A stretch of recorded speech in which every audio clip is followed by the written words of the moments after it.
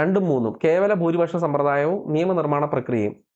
കേവല ഭൂരിപക്ഷ സമ്പ്രദായം ഇവിടെ കിടപ്പുണ്ട്, കൃത്യമായി കിടപ്പുണ്ട്. ബ്രിട്ടീഷ് ഭരണ കേവല ഭൂരിപക്ഷ വ്യവസ്ഥ, അതുപോലെ നിയമനിർമ്മാണ നടപടിക്രമം. കേട്ടോ, ഇതെല്ലാമാണ് ബ്രിട്ടീഷ് ഇതിൽ നിന്ന് എടുത്തിട്ടുള്ളത്. ഫെഡറൽ എവിടെയാണത്? കനേഡിയൻ. ഹായ്, ഹലോ, നമസ്കാരം. എല്ലാവർക്കും എൻട്രി ആപ്പിലേക്ക് സ്വാഗതം. ഞാൻ ബിപിൻ മാത്യൂസ്. കൊല്ലം, കണ്ണൂർ ജില്ലകളുടെ LDC മെയിൻസ് എക്സാം കഴിഞ്ഞു അല്ലേ? അപ്പൊ ആ പരീക്ഷയിൽ ചോദിച്ച GK ചോദ്യങ്ങൾ, സയൻസ് ഉൾപ്പെടെയുള്ള GK ചോദ്യങ്ങളുടെ ഒരു ക്വസ്റ്റ്യൻ സോഴ്സസ് വീഡിയോ ആയിട്ട് ഞാൻ നിങ്ങളുടെ മുമ്പിലേക്ക് വന്നേക്കുന്നത്. നമുക്കറിയാം, LDC എക്സാമിന് ഇപ്പോൾ നിലവിൽ 20 മാർക്ക് കറണ്ട് അഫയർ ആണ്, 10 mark English, 10 mark maths, 10 mark Malayalam. അങ്ങനെ 50 മാർക്ക് നമ്മൾ മാറ്റി വെക്കുന്നു. അത് കഴിഞ്ഞ് വരുന്ന 50 മാർക്ക് GK ആണ്. ഇതിപ്പോൾ ഉദ്യോഗാർത്ഥികൾക്ക് ഒരു കീറാമുട്ടിയായി മാറിക്കൊണ്ടിരിക്കുന്നു. കഴിഞ്ഞ LDC എക്സാം, നമ്മുടെ ഈ കൊല്ലം, കണ്ണൂർ ജില്ലകളുടെ LDC എക്സാമിന് ഏറ്റവും കൂടുതൽ കുട്ടികളെ ബുദ്ധിമുട്ടിച്ചത് GK ആയിരുന്നു എന്ന് ആളുകൾ എല്ലാവരും ഒന്നിച്ച് തന്നെ പറയുന്ന ഒരവസ്ഥ ഉണ്ടായി. അപ്പൊ ഈ GK ചോദ്യങ്ങളിൽ തന്നെ നമുക്ക് SCRT-യിൽ നിന്നാണോ ഈ 50 ചോദ്യങ്ങൾ ചോദിക്കുന്നത് എന്ന് ഉള്ള കാര്യത്തിനകത്ത് ആദ്യം തന്നെ ഒരു അഭിപ്രായം പറയാം. ഇതിനകത്ത് നിയമങ്ങൾ, സിവിക്സിലെ ചോദ്യങ്ങൾ, കുറച്ച് IT-യിലെ ചോദ്യങ്ങൾ, ജോഗ്രഫിയിലെ തന്നെ, ഹിസ്റ്ററിയിലെ തന്നെ കുറച്ച് ചോദ്യങ്ങളൊക്കെ വീണ്ടും ഇത് ഡയറക്റ്റ് ചോദ്യങ്ങളല്ലാതെ വരാം. അതായത് ഇൻഡയറക്ട്ലി, അതായത് വാർത്തയുമായി ബന്ധപ്പെട്ട, കറണ്ട് അഫയറുമായി ബന്ധപ്പെട്ട ഏരിയകളിൽ നിന്നൊക്കെ വീണ്ടും അത് കടന്നു വരാം. ഇനി മിക്കതിനും നമുക്ക് ഈ സിവിക്സ് പോലെയുള്ള, നിയമങ്ങൾ പോലെയുള്ള പല വിഷയങ്ങൾക്കും, കേരള ഭരണ സംവിധാനം പോലെയുള്ള പല കാര്യങ്ങൾക്കും നമുക്ക് SCRT സോഴ്സ് ഇല്ല. SCRT-യിൽ നമുക്ക് അതിന്റെ സോഴ്സ് അവൈലബിൾ അല്ല. അത് നമ്മൾ മറ്റ് സോഴ്സുകൾ ഉപയോഗിച്ച് പഠിക്കേണ്ട ആവശ്യമുണ്ട് എന്ന് ആദ്യം തന്നെ ഓർമ്മിപ്പിക്കുന്നു. അതല്ലാതെയുള്ള ചോദ്യങ്ങൾ, ഒരു 10-40 ചോദ്യങ്ങൾ, പ്രത്യേകിച്ച് ഹിസ്റ്ററിയുടെ, ജോഗ്രഫിയുടെ, കോൺസ്റ്റിറ്റ്യൂഷന്റെ, എക്കണോമിക്സിന്റെ, ഫിസിക്സിന്റെ, കെമിസ്ട്രിയുടെ, ബയോളജിയുടെ, IT-യുടെ ഒക്കെ ആ ഒരു ചോദ്യങ്ങൾ SCRT പാഠപുസ്തകത്തിൽ ഏത് പാഠത്തിൽ നിന്നാണ് ചോദിച്ചത്, ആ പാഠത്തിന്റെ പേര് ഉൾപ്പെടെ, അതിന്റെ സ്ക്രീൻഷോട്ട് ഉൾപ്പെടെ കൃത്യമായിട്ട് ഈ ഒരു വീഡിയോയിൽ ഞാൻ നിങ്ങൾക്ക് പറഞ്ഞു തരും. ആദ്യം തന്നെ പറയട്ടെ, പരീക്ഷ നല്ല ബുദ്ധിമുട്ടായിരുന്നു. തീരെ മിനുസപ്പെടുത്തി പറയുന്നില്ല, പരീക്ഷ നല്ല ബുദ്ധിമുട്ടായിരുന്നു. കുഴപ്പമില്ല എന്നോ അഡ്ജസ്റ്റ് മീഡിയം ആയിരുന്നോ ഒന്നും പറയുന്നില്ല, നല്ല ബുദ്ധിമുട്ടായിരുന്നു. ഒരു LDC ഉദ്യോഗാർത്ഥിയെ സംബന്ധിച്ച് അയാൾക്ക് നീതിപൂർവകമായ രീതിയിലൊരു പരീക്ഷ ആയിരുന്നു എന്ന് എനിക്ക് തോന്നുന്നില്ല. കാരണം ചോദ്യങ്ങൾ കൂടുതലും, ഞാൻ ഈ സോഴ്സ് തയ്യാറാക്കിയ ഒരു അധ്യാപകൻ എന്ന രീതിയിൽ പറയുവാണ്, ചോദ്യങ്ങൾ കൂടുതലും വന്നത് ഹയർ സെക്കൻഡറി ബുക്കിൽ നിന്നാണ്. നിങ്ങളിപ്പോൾ അത് കാണും, ഏതൊക്കെയാണ് ബുക്കെന്നും ഒക്കെ നിങ്ങൾ കാണും. അപ്പോൾ അതാദ്യം തന്നെ പറയട്ടെ.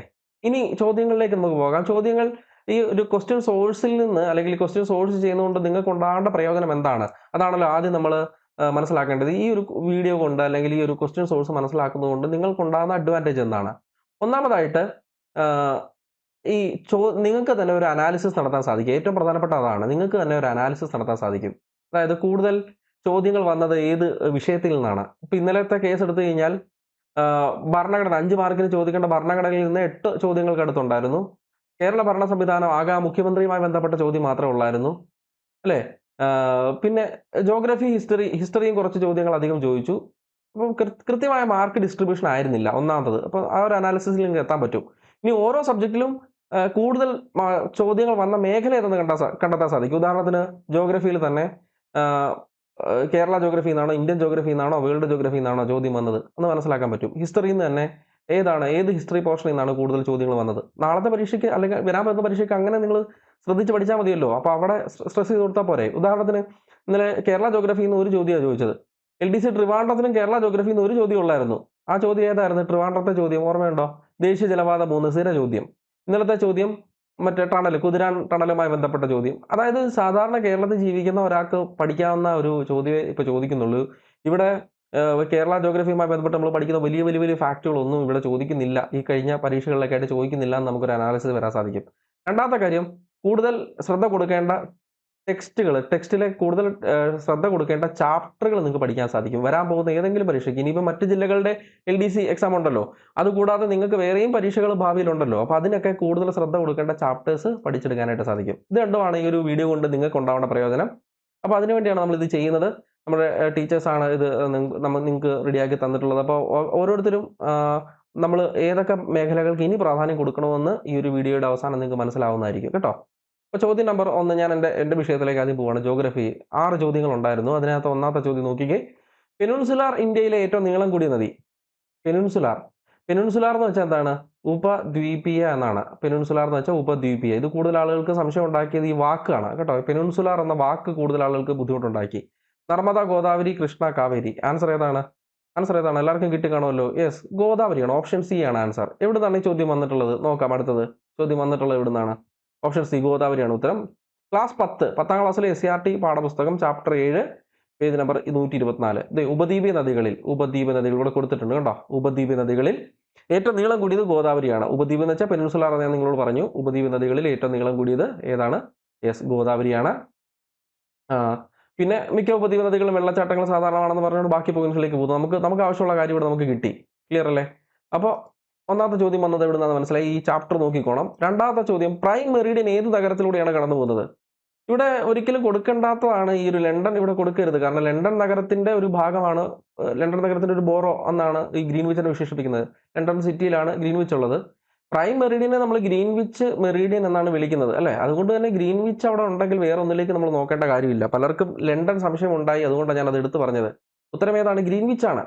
പ്രൈം മെറിഡിയനെ നമ്മൾ വിളിക്കുന്നത് തന്നെ എന്താണ്? ഗ്രീൻവിച്ച് മെറിഡിയൻ എന്നാണ്. ലണ്ടൻ നഗരത്തിന്റെ ഒരു ഭാഗം തന്നെയാണ് ഈ ഗ്രീൻവിച്ച് നഗരം. മനസ്സിലായില്ലേ? ലണ്ടനും ഗ്രീൻവിച്ചും കൂടെ ഒന്നിച്ച് വന്നാൽ അത് കൺഫ്യൂസിങ് ആവുന്ന ഒരു സ്റ്റേറ്റ്മെന്റ് ആണ്. പക്ഷേ ഇവിടെ ഗ്രീൻവിച്ച് ഉള്ളത് കൊണ്ട് ഗ്രീൻവിച്ച് തന്നെ എഴുതിയാൽ മതി. ഇനി SCRT പാഠപുസ്തകത്തിലേക്ക് പോയി കഴിഞ്ഞാൽ ഇത് എവിടെയാണ്, അവിടെ ലണ്ടനെ പറ്റി പറയുന്നുണ്ടോ അല്ലെങ്കിൽ ഗ്രീൻവിച്ചിനെ പറ്റിയാണോ പറയുന്നത്, നമുക്ക് നോക്കാം. ഓപ്ഷൻ ഡി ആണ്. ക്ലാസ് 10 ചാപ്റ്റർ 1 പേജ് നമ്പർ 15 കിടപ്പുണ്ട്. ഗ്രീനിച്ച് സമയവും സമയമേഖലയും. നോക്കിയേ, 0 ഡിഗ്രി രേഖാംശ രേഖ ഗ്രീനിച്ച് രേഖ എന്നറിയപ്പെടുന്നു. ഇംഗ്ലണ്ടിലെ, അവിടെ ലണ്ടനെ പറ്റി പറയുന്നില്ല, രാജ്യത്തെ പറ്റി പറയുന്നുള്ളൂ. ഇംഗ്ലണ്ടിലെ റോയൽ ബ്രിട്ടീഷ് വാന നിരീക്ഷണ സ്ഥലം സ്ഥിതി ചെയ്യുന്ന ഗ്രീനിച്ച് എന്ന സ്ഥലത്തുകൂടി കടന്നു പോകുന്നതിനാലാണ് ഇതിന് ഗ്രീനിച്ച് എന്ന പേര് നൽകപ്പെട്ടിട്ടുള്ളത്. ഇനി ഗ്രീനിച്ച് രേഖ അടിസ്ഥാനപ്പെടുത്തി 24 സമയമേഖലകൾ ഉണ്ട് എന്നൊക്കെ ഇവിടെ കൃത്യമായിട്ട് പറയുന്നു.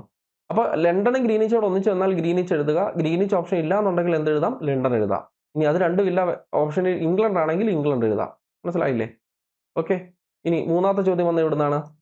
മൂന്നാമത്തെ ചോദ്യം എന്തായിരുന്നു? ഉത്തരായന രേഖ കടന്നു പോകാത്ത സംസ്ഥാനം ഏത്? 8 സംസ്ഥാനങ്ങളിലൂടെ ഉത്തരായന രേഖ കടന്നു പോകുന്നുണ്ട്. നമ്മൾ പഠിക്കുന്നത് കോഡൊക്കെ വെച്ച് നമ്മൾ പഠിക്കുന്നുണ്ട് അല്ലേ? നമ്മുടെ ഗുജറാത്തിലെ രാജാവും അതുപോലെ തന്നെ മധ്യപ്രദേശിലെ ചീഫ് ജസ്റ്റിസും വെസ്റ്റ് ബംഗാളിൽ MTയുടെ സിനിമ കാണാൻ പോയി എന്നൊക്കെ പറഞ്ഞ് നമ്മൾ കോഡൊക്കെ വെച്ച് പഠിക്കുന്നുണ്ട്. 8 സംസ്ഥാനങ്ങൾ. ശരിക്കും പറഞ്ഞാൽ SCRTക്കകത്ത് എവിടെയെങ്കിലും ആ 8 സംസ്ഥാനങ്ങളെ പറ്റി പരാമർശിക്കുന്നുണ്ടോ? ഇല്ല. +1 ചാപ്റ്ററിൽ ഉണ്ടോ? SCRT ക്ലാസ് 11 +1 ഒന്നാമത്തെ പാഠം, അതിനകത്ത് പേജ് നമ്പർ 3 ഉത്തരായന രേഖ കടന്നു പോകുന്ന ഒരു ചിത്രം കാണിച്ചിട്ടുണ്ട്. ഉത്തരായന രേഖയെ പറ്റി, അല്ലെങ്കിൽ ഉത്തരായന രേഖ ഇന്ത്യയിലെ ഏതൊക്കെ സംസ്ഥാനങ്ങളിലൂടെ കടന്നു പോകുന്നുണ്ടെന്നുള്ളൊരു മാപ്പ് ഇവിടെ കൊടുത്തിട്ടുണ്ട്. അതല്ലാതെ അതിൽ നിന്ന് നമ്മൾ ഇത് അനലൈസ് ചെയ്തെടുക്കുന്നതല്ലാതെ കൃത്യമായിട്ട് അവർ എഴുതി വെച്ചിട്ടില്ല ഇത്രയും ഏതൊക്കെ സ്റ്റേറ്റ്സിലൂടെ ഇത് കടന്നു പോകുന്നു എന്നൊരു സ്റ്റേറ്റ്മെന്റ് ആയിട്ട് നമുക്ക് പുസ്തകത്തിൽ എവിടെയും കാണാൻ സാധിക്കത്തില്ല.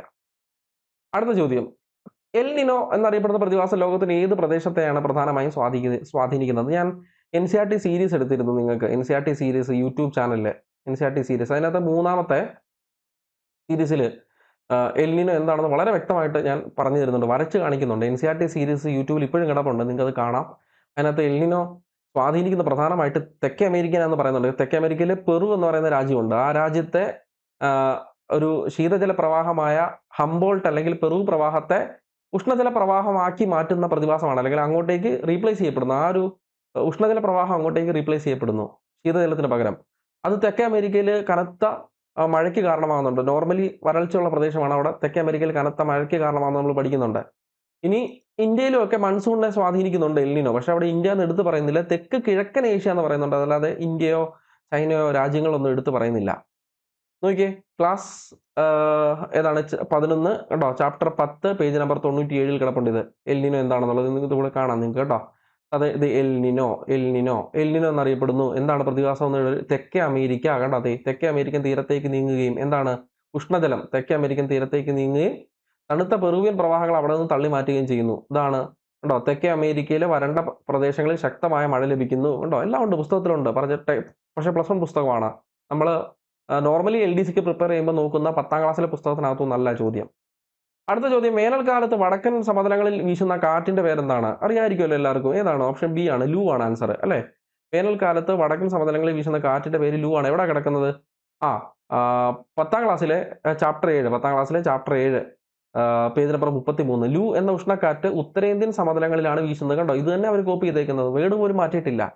ഉത്തരേന്ത്യൻ സമതലങ്ങളിൽ വേനൽക്കാലത്ത് വീശുന്ന കാറ്റ് ഏതെന്നാ ചോദിച്ചേക്കുന്നത് അല്ലേ? ദേ ഇത് വേനലിന്റെ തീക്ഷ്ണത വർദ്ധിപ്പിക്കുന്നു. എവിടെ? രാജസ്ഥാൻ മരുഭൂമിയിൽ നിന്ന് വീശുന്ന ഈ കാറ്റ് ഉത്തരേന്ത്യൻ സമതലങ്ങളിൽ വേനലിന്റെ തീവ്രത വർദ്ധിപ്പിക്കുന്നു എന്ന് പുസ്തകത്തിൽ കൊടുത്തിട്ടുണ്ട്. കണ്ടില്ലേ? അടുത്തത് കേരളത്തിലെ ആദ്യത്തെ റോഡ് ടണൽ ഏത് ജില്ലയിലാണ്? നമുക്ക് എസ്.സി.ആർ.ടിക്കകത്ത് കിട്ടത്തില്ല. തീർച്ചയായിട്ടും എസ്.സി.ആർ.ടിക്കകത്ത് അതില്ല. കേരളത്തിലെ ബേസിക് ഫാക്ട്സിനകത്തു നിന്നുള്ളതാണ്. തൃശ്ശൂരാണ് ഉത്തരം അല്ലേ? ഏത് ജില്ലയിലാണ് കേരളത്തിലെ ആദ്യത്തെ റോഡ് ടണൽ? തൃശ്ശൂരാണ് എന്നുള്ള കാര്യം നമ്മൾ നോക്കുക കേട്ടോ. അത് നമുക്ക് എസ്.സി.ആർ.ടിക്കകത്ത് അതിന്റെ ഫാക്ട് ഇല്ല. ഇനി ഹിസ്റ്ററിയിലേക്ക് പോകുന്നു. ഹിസ്റ്ററിയുമായി ബന്ധപ്പെട്ട ആ ചോദ്യം നോക്കാം നമുക്ക്. താഴെ തന്നിരിക്കുന്ന സൂചനകളുടെ അടിസ്ഥാനത്തിൽ ശരിയായ വ്യക്തി ആരാണെന്ന് തിരിച്ചറിയുക. ആരെ പറ്റിയാണ് ഈ പറയുന്നത് ചോദിച്ചേക്കുന്നത്. The transfer of power in India എന്ന ഗ്രന്ഥത്തിന്റെ കർത്താവ് 1952 ഒറീസയിൽ ഗവർണറായി ചുമതലയേറ്റു. സർദാർ പട്ടേലിനും നെഹ്റുവിനും ഒപ്പം നാട്ടുരാജ്യങ്ങളുടെ സംയോജനത്തിൽ പങ്കുവച്ചു. ഇത് മതി നമുക്ക്. ബാക്കിയൊക്കെ നമുക്ക് വേണമെങ്കിൽ അറിയത്തില്ലെങ്കിലും വിട്ടേക്കാം. ഇതിൽ നമുക്ക് ഉത്തരം കിട്ടും. സ്റ്റേറ്റ് ഡിപ്പാർട്ട്മെന്റ് സെക്രട്ടറി ആയിട്ട് പ്രവർത്തിച്ചു. ആരാണ് ആൻസർ? വി.പി. മേനോനാണ്. അദ്ദേഹത്തെ പറ്റി പറഞ്ഞുകൊണ്ടിരിക്കുന്നത് അല്ലേ? നോക്ക് എവിടുന്ന് ഇത് എടുത്തേക്കുന്നത്? ചോദ്യം എടുത്തേക്കുന്നത് എവിടെ നിന്നാണെന്ന് നോക്കിക്കേ. Answer D, VP. Menon. SCRT history class 10 chapter 7 സ്വാതന്ത്ര്യാനന്തര ഇന്ത്യ എന്ന് പറയുന്ന ചാപ്റ്ററിൽ നിന്നാണ് എടുത്തേക്കുന്നത്. അദ്ദേഹം ജനിച്ച സ്ഥലം, സ്കൂൾ ജീവിതത്തിന് ശേഷം ജോലി, പിന്നെ ഡൽഹി സെക്രട്ടേറിയറ്റിൽ ഒരു ക്ലർക്കായി ജോലി നേടി. പിന്നെ പറയുന്നുണ്ട് സർദാർ പട്ടേലിനും നെഹ്റുവിനും ഒപ്പം നാട്ടുരാജ്യങ്ങളുടെ സംയോജനത്തിൽ നിർണായകമായിട്ടുള്ള പങ്കുവഹിച്ചു. ഒറീസയിൽ ഗവർണറായി. ചോദ്യം ഇട്ട ആൾ ഇവിടെ നോക്കിയിട്ടുണ്ട്. ഇത് transfer of power in India എന്ന പുസ്തകം അദ്ദേഹം രചിച്ചു കേട്ടോ. ചോദ്യം ഇട്ട ആൾ ഈ ഒരു പാഠം നോക്കിയിട്ടുണ്ട്. അപ്പം വളരെ ഇമ്പോർട്ടൻ്റ് ആണ് ഈ ചാപ്റ്റർ. ഒത്തിരി ചോദ്യങ്ങൾ ഇവിടുന്ന് വരുന്നുണ്ട്. നമ്മൾ ഇനിയും കാണും ഈ ചാപ്റ്റർ. ഇനി അടുത്ത ചോദ്യം, താഴെ കൊടുത്തിരിക്കുന്ന പ്രസ്താവനകളിൽ ശരിയായ തിരഞ്ഞെടുക്കുക. സമത്വ സമാജം അയ്യങ്കാളി, ആത്മവിദ്യാസംഘം വാഗ്ബടാനന്ദൻ, സഹോദര പ്രസ്ഥാനം ശ്രീനാരായണ ഗുരു, യോഗക്ഷേമ സഭ വി.ടി. ഭട്ടതിരിപ്പാട്. ഏതാണ് ഇതിനകത്ത് ശരിയായിട്ടുള്ള ഉത്തരം? സി ആണ്. സി കേട്ടോ. C, option C. സി എന്ന് പറയുമ്പോൾ 2ഉം 4ഉം കേട്ടോ. 2ഉം 4ഉം. ആത്മവിദ്യാസംഘം വാഗ്ബടാനന്ദൻ, യോഗക്ഷേമ സഭ വി.ടി. ഭട്ടതിരിപ്പാട്. എവിടുന്ന ചോദ്യം എടുത്തേക്കുന്നത്? ഹിസ്റ്ററി ക്ലാസ് 10 ചാപ്റ്റർ 8 കേരളം ആധുനികതയിലേക്ക് എന്ന് പറയുന്ന ആ ഒരു പാഠം. അവിടെ നിന്നാണ് ചോദ്യം എടുത്തേക്കുന്നത് ചോദ്യകർത്താവ് അല്ലേ? അതിനകത്ത് ഇതെല്ലാം പറയുന്നുണ്ട്. ഇവിടെ നോക്കിക്കോ. വൈകുണ്ഠ സ്വാമികളുടെ, ചട്ടമ്പി സ്വാമികളുടെ, ശ്രീനാരായണ ഗുരുവിന്റെ, അയ്യങ്കാളിയുടെ, വാഗ്ബടാനന്ദന്റെ, ആത്മവിദ്യാസംഘം കേട്ടോ, വി.ടി. ഭട്ടതിരിപ്പാടിന്റെ, യോഗക്ഷേമ സഭ എല്ലാം കിടപ്പുണ്ട്. ഈ ഒരു സാമൂഹിക പരിഷ്കർത്താക്കളും പ്രസ്ഥാനങ്ങൾ അവരുടെ പ്രവർത്തനങ്ങൾ എന്ന് പറയുന്ന ഈ ഒരു പേജ് ഉണ്ടല്ലോ, ഇത് നിർബന്ധമായും പഠിച്ചു വെച്ചിരിക്കണം. കാരണം ഇത് എത്ര പരീക്ഷയ്ക്ക് ഇപ്പോൾ ആവർത്തിച്ചേക്കെന്നറിയാം ഇവിടുന്ന് ചോദ്യം. അതുകൊണ്ട് ഇത് നിർബന്ധമായിട്ട് ഈ ഒരു സ്ക്രീൻഷോട്ട് നിങ്ങൾ എടുത്തു വെച്ചിട്ട് ഇത് പഠിക്കണം. ഇതിന്റെ നോട്ട്സ് നമ്മൾ എൻട്രിയുടെ ടെലഗ്രാം ചാനൽ ആഡ് ചെയ്യുന്നുണ്ട്. നിങ്ങൾക്ക് അത് വായിക്കാവുന്നതേ ഉള്ളൂ കേട്ടോ. ഇനി ഫ്രഞ്ച് വിപ്ലവവുമായി ബന്ധപ്പെട്ട ശരിയായ ഉത്തരം തിരഞ്ഞെടുക്കുക. ഞാനാണ് രാഷ്ട്രം ലൂയി 11-ാമൻ, എനിക്ക് ശേഷം പ്രളയം ലൂയി 15-ാമൻ, നിങ്ങൾക്ക് റൊട്ടി ഇല്ലെങ്കിൽ എന്താ കേക്ക് കഴിച്ചുകൂടെ മേരി അന്റോയിനറ്റ് അല്ലേ? അപ്പൊ ഇതിനകത്ത് ഏതാണ് ശരിയായിട്ടുള്ള ആൻസർ എന്ന് പറയുന്നത്? ഏതാണ് ശരിയായിട്ടുള്ള ഉത്തരം? യെസ്, ഓപ്ഷൻ ബി ആണ്. ഓപ്ഷൻ ബി കേട്ടോ. ആൻസർ എന്ന് പറയുന്നത് ഓപ്ഷൻ ബി ആണ്. ബി. 2ഉം 3ഉം ശരി. ഞാനാണ് രാഷ്ട്രം ലൂയി 11-ാമൻ എന്നുള്ളത് തെറ്റാണോ? ഒന്നാമത്തത് തെറ്റാണ്. 2ഉം 3ഉം ആണ് ശരി കേട്ടോ. 2ഉം 3ഉം നോക്കിക്കേ. ഞാനാണ് രാഷ്ട്രം ലൂയി 14-ാമനാണ് കേട്ടോ. ലൂയി 14-ാമൻ കേട്ടോ. ഇനി എനിക്ക് ശേഷം പ്രളയം ആരാണ്? ലൂയി 15-ാമൻ. എനിക്ക് ശേഷം പ്രളയം കേട്ടോ. ലൂയി 15-ാമൻ ഇവിടെ കിടപ്പുണ്ട്. ഇനി നിങ്ങൾക്ക് റൊട്ടി ഇല്ലെങ്കിൽ എന്താ എനിക്ക് കേക്ക് തിന്നുകൂടെ? മേരി അന്റോയിനറ്റ്, അതും കിടപ്പുണ്ട് ഇവിടെ കൃത്യമായിട്ട്. അപ്പൊ ഇതാണ് തെറ്റ്. ലൂയി 14-ാമൻ ആണ് ശരിക്കും. ലൂയി 11-ാമനല്ല, ലൂയി 14-ാമനാണ് ഞാനാണ് രാഷ്ട്രം എന്ന് പറഞ്ഞേക്കുന്നത്. അപ്പൊ എവിടുന്നാ ചോദ്യം വന്നേക്കുന്നത്? അതാണ് നമ്മൾ ശ്രദ്ധിക്കേണ്ടത്. എസ്.സി.ആർ.ടി ക്ലാസ് 10 ഞാൻ പറഞ്ഞല്ലോ. ഈ 10ാം ക്ലാസ്സിലെ എല്ലാ പാഠങ്ങളും ഇമ്പോർട്ടൻ്റ് ആണ്. ഹിസ്റ്ററിയിലെ ചാപ്റ്റർ 1 ആണ്. ലോകത്തിൽ സ്വാധീനിച്ച വിപ്ലവങ്ങൾ കേട്ടോ. ലോകത്തിൽ സ്വാധീനിച്ച വിപ്ലവങ്ങൾ. അടുത്ത ചോദ്യം, താഴെ പറയുന്നവയിൽ നാറ്റോയുടെ ആസ്ഥാനം ഏതെന്ന് കണ്ടെത്തുക. നാറ്റോയെ പറ്റി പുസ്തകത്തിൽ പ്രതിപാദിക്കുന്നുണ്ട് എസ്.സി.ആർ.ടിക്കകത്ത്. അതേതെന്ന് ഞാൻ പറഞ്ഞുതരാം. നാറ്റോ അതുപോലെ തന്നെ ഇന്നലെ തന്നെ WHO ചോദിച്ചിട്ടുണ്ട്. അപ്പൊ ഇതേപോലെയുള്ള സംഘടനകളുടെ എല്ലാം ആസ്ഥാനം ഇനി വരാൻ പോകുന്ന പരീക്ഷയ്ക്ക് പഠിച്ചു വെച്ചോണം. നാറ്റോ ഉൾപ്പെടെയുള്ള ബാക്കി വരുന്ന എല്ലാ സംഘടനകളുടെയും നിങ്ങൾ ഇത് കൃത്യമായിട്ട് അതിന്റെ ആസ്ഥാനം എവിടെയാണെന്ന് പഠിച്ചു വെക്കുക കേട്ടോ. ഇവിടെ ആൻസർ ഏതാണ്? ഓപ്ഷൻ ബി ആണ്. B option B. Option B Brussels ആണ് അല്ലെ? ഓപ്ഷൻ ബി ബ്രസൽസ് ആണ്. ഇത് എസ്.സി.ആർ.ടി ക്ലാസ് 10 ചാപ്റ്റർ 2 കിടപ്പുണ്ട്. World in the 20th century എന്ന് പറയുന്ന ചാപ്റ്ററിലെ പേജ് നമ്പർ 44 എന്താണ് നേറ്റോ എന്ന് പറയുന്നുണ്ട്.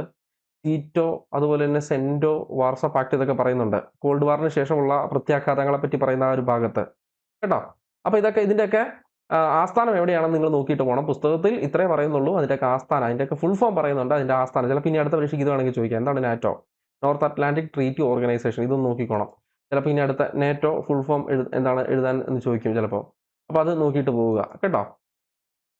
ഇനി അടുത്ത ചോദ്യം, ഇന്ത്യക്ക് സ്വാതന്ത്ര്യം നൽകുന്നതുമായി ബന്ധപ്പെട്ട് മൗണ്ട് ബാറ്റൻ പദ്ധതിയിൽ ഉൾപ്പെടാത്ത പ്രസ്താവന ഏതെന്ന് രേഖപ്പെടുത്തുക. ഇത് അത്യാവശ്യം ബുദ്ധിമുട്ടിച്ച ഒരു ചോദ്യമാണ്. മൗണ്ട് ബാറ്റൻ പ്ലാനുമായി ബന്ധപ്പെട്ട ഒരു ചോദ്യം എവിടെയുണ്ട്? SCRT-ക്കകത്തുണ്ടോ? ഉണ്ട്, SCRT-ക്കകത്തുണ്ട്. ഞാൻ കൃത്യമായിട്ട് നിങ്ങൾക്ക് കാണിച്ചു തരാം. ഇതിനകത്ത് ഏതാണ് ഉത്തരം എന്ന് ആദ്യം നോക്കിക്കേ. ഏതാണ് ഉത്തരം?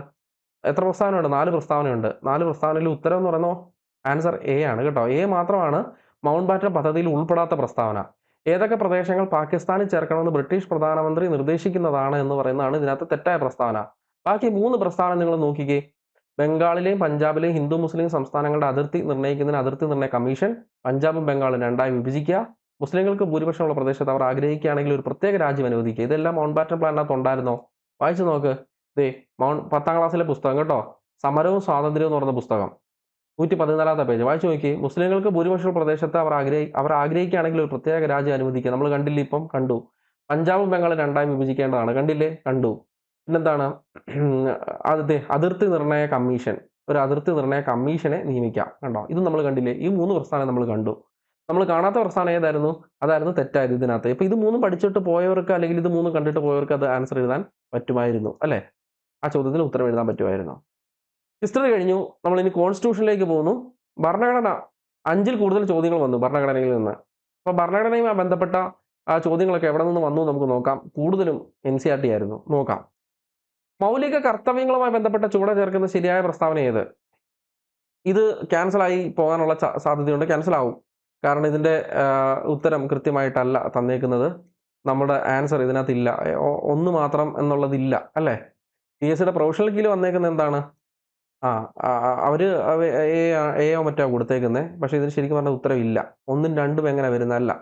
അല്ല, അവർ 1, 3 കൊടുത്തേക്കുന്നത് തോന്നുന്നു. അറിയത്തില്ല, ഞാൻ D ആണെന്ന് തോന്നുന്നു കൊടുത്തേക്കുന്നത് PSCയുടെ പ്രൊഫഷണൽ കീഴിൽ. ശരിക്കും പറഞ്ഞു കഴിഞ്ഞാൽ ഇതിന് ആൻസർ ഇല്ല കേട്ടോ. ഇതെവിടെ കിടക്കുന്നത്? SCRT ക്ലാസ് 9, SCRT തന്നെയാണ്. പാഠം 3 ഇന്ത്യൻ ഭരണഘടന അവകാശങ്ങളും കർത്തവ്യങ്ങളും അതിനകത്ത് കിടപ്പുണ്ട്. അപ്പൊ ഇതിനകത്ത് ഏത് ഭാഗമാണെന്ന് കൊടുത്തിട്ടുണ്ട് കേട്ടോ. 3 അല്ല 4 ഭാഗം. പിന്നെ എത്ര എണ്ണം? 11 12 അല്ല അല്ലേ? 11 12 അല്ല. ക്ലിയർ അല്ലേ? അപ്പോൾ വകുപ്പ് 51A മാത്രമേ ഉള്ളൂ ഇതിനകത്ത് ശരിയായിട്ടുള്ള പ്രസ്താവന. ഈ ഒരു ക്വസ്റ്റ്യൻ ക്യാൻസൽ ആയി പോകും. അടുത്ത ചോദ്യം, ഭരണഘടനാ നിർമ്മാണ സഭയുമായി ബന്ധപ്പെട്ട ശരിയായ പ്രസ്താവന ഏത്? പ്രധാനമായും ഇതിനകത്ത് 9 കമ്മിറ്റികൾ ഉണ്ടായിരുന്നു. നെഹ്റു, പട്ടേൽ, അംബേദ്കർ ഒക്കെ ആയിരുന്നു ചെയർമാൻമാര്. അസംബ്ലിയിലെ മീറ്റിങ്ങുകൾ പൊതുജനങ്ങൾക്ക് കാണാവുന്ന തരത്തിലായിരുന്നു. ഇത് എവിടുന്നാണ് ഈ ചോദ്യം ചോദിച്ചത്? ആദ്യം ഇതിന്റെ ഉത്തരം എന്താണെന്ന് നമുക്ക് നോക്കാം. അതിനുശേഷം ചോദ്യം ചോദിച്ച സ്ഥലം നമുക്ക് കണ്ടെത്താം. ഉത്തരം ഓപ്ഷൻ എ ആണ്. ഓപ്ഷൻ എ, അതായത് 2, 3 മാത്രം എന്നുള്ളതാണ് ഉത്തരം. 2, 3 മാത്രം എന്നുള്ളതാണ് ഉത്തരം. ഇത് നമുക്ക് SCRT ക്ലാസ് 7ൽ കിടപ്പുണ്ട്. എന്നാൽ ഈ അടുത്ത് 7ാം ക്ലാസ്സിലെയും 9ാം ക്ലാസ്സിലെയും 5ാം ക്ലാസ്സിലെയും പുസ്തകം മാറിയാണ്. അതുകൊണ്ട് ഞാൻ ഈ ഓൾഡ് ന്യൂ എടുത്ത് പറയുന്നത്. പഴയ പുസ്തകത്തിനകത്ത് ഇത് കിടപ്പുണ്ട്. പക്ഷെ പൂർണ്ണതയില്ല. ഇതിന്റെ പൂർണ്ണത, ഈ ഒരു ചോദ്യത്തിന്റെ പൂർണ്ണത NCERT +1 ചാപ്റ്റർ 1 ഭരണഘടന എന്തുകൊണ്ട് എങ്ങനെയെന്നുള്ള പാഠമുണ്ടല്ലോ, അതിനകത്ത് കൃത്യമായിട്ട് കിടപ്പുണ്ട്. നെഹ്റു, അതുപോലെ തന്നെ രാജേന്ദ്ര പ്രസാദ്, പട്ടേൽ, ഇവരെല്ലാം ഇതിന്റെ ചെയർമാൻമാരായിരുന്നു പറയുന്നുണ്ട്. കഴിഞ്ഞിട്ടില്ല. ഈ പൊതുജനങ്ങൾക്കും കാണാവുന്ന വിധത്തിലായിരുന്നു ഇത് എന്നുള്ള 3ാമത്തെ സ്റ്റേറ്റ്മെന്റിലെ, അതും ഈ +1 പുസ്തകത്തിലേ ഉള്ളൂ. ഈ യോഗങ്ങളിൽ പത്രപ്രവർത്തകർക്കും പൊതുജനങ്ങൾക്കും പ്രവേശനാനുമതി ലഭിച്ചിരുന്നു കേട്ടോ. പത്രപ്രവർത്തകർക്കും പൊതുജനങ്ങൾക്കും പ്രവേശനാനുമതി ലഭിച്ചിരുന്നു. ഇതൊക്കെ NCERT, അതായത് +1 പുസ്തകത്തിൽ മാത്രമേ ഉള്ളൂ. അടുത്ത ചോദ്യം, ഇന്ത്യൻ ഭരണഘടന അമേരിക്കൻ ഭരണഘടനയിൽ നിന്ന് കടമെടുത്ത ആശയങ്ങളിൽ ശരിയേത്? അപ്പോൾ ആൻസർ ഏതാണ്? അമേരിക്കൻ ഭരണഘടനയിൽ നിന്ന് കടമെടുത്തേക്കുന്നത് ആൻസർ ഓപ്ഷൻ സി ആണ്. സി എന്ന് പറഞ്ഞ ഏതാണ്? 2ഉം 3ഉം എന്നുള്ളതാണ്. മൗലിക അവകാശങ്ങളും നിഷ്പക്ഷമായ നീതിന്യായ വ്യവസ്ഥയും. അപ്പൊ നിർദ്ദേശക തത്വങ്ങൾ എവിടുന്നാണ്? നിർദ്ദേശക തത്വങ്ങൾ ഇവിടെ കൊടുത്തിട്ടുണ്ട് കൃത്യമായിട്ട്. ബ്രിട്ടീഷ് ഭരണഘടനയിൽ നിന്ന് എന്തൊക്കെ എടുത്തിട്ടുണ്ട്, ഐറിഷ് ഭരണഘടനയിൽ നിന്ന് എന്തൊക്കെ എടുത്തിട്ടുണ്ട്, ഫ്രാൻസിന്റെ ഭരണഘടനയിൽ നിന്ന് എന്തൊക്കെ എടുത്തിട്ടുണ്ട്, കനേഡിയൻ ഭരണഘടനയിൽ നിന്ന് എന്തൊക്കെ എടുത്തിട്ടുണ്ട്, അമേരിക്കൻ ഭരണഘടന, നമ്മുടെ മൗലിക അവകാശങ്ങളെ കുറിച്ചുള്ള അധ്യായം, പിന്നെ അതുപോലെ നീതിന്യായ വിഭാഗത്തിന്റെ സ്വാതന്ത്ര്യം, ഇതെല്ലാം എവിടെ നിന്ന് എടുത്തേക്കുന്ന? അമേരിക്കൻ ഭരണഘടനയുമായി ബന്ധപ്പെട്ട തത്വങ്ങളാണ് കേട്ടോ. അമേരിക്കൻ ഭരണഘടന. അപ്പൊ നമ്മുടെ ആൻസർ കിട്ടിയില്ലോ. ആൻസർ ഓപ്ഷൻ സി ആണ്. +1 പാഠം കിട്ടിയില്ലേ? ഇതേപോലെ തന്നെ മറ്റൊരു ചോദ്യം കൂടെ ചോദിച്ചു. ഇന്ത്യൻ ഭരണഘടന ബ്രിട്ടീഷ് ഭരണഘടനയിൽ നിന്ന് കടമെടുത്തിട്ടുള്ള ആശയങ്ങൾ എന്തെല്ലാമാണ്? ബ്രിട്ടീഷ് ഭരണഘടനയിൽ നിന്ന്. ഉത്തരം കിട്ടി ആർക്കെങ്കിലും? ബ്രിട്ടീഷ് ഭരണഘടനയിൽ നിന്ന് ആൻസർ ബി ആണ്. അതും അതേ ചാപ്റ്റർ ഈ ഒരു പോർഷൻ മാത്രം പഠിച്ചിരുന്നെങ്കിൽ അതും കിട്ടുമായിരുന്നു. ബ്രിട്ടീഷ് ഭരണഘടനയിൽ നിന്ന് കടമെടുത്ത ആശയങ്ങൾ എന്തെല്ലാമാണ്? ആൻസർ ഏതാണ്?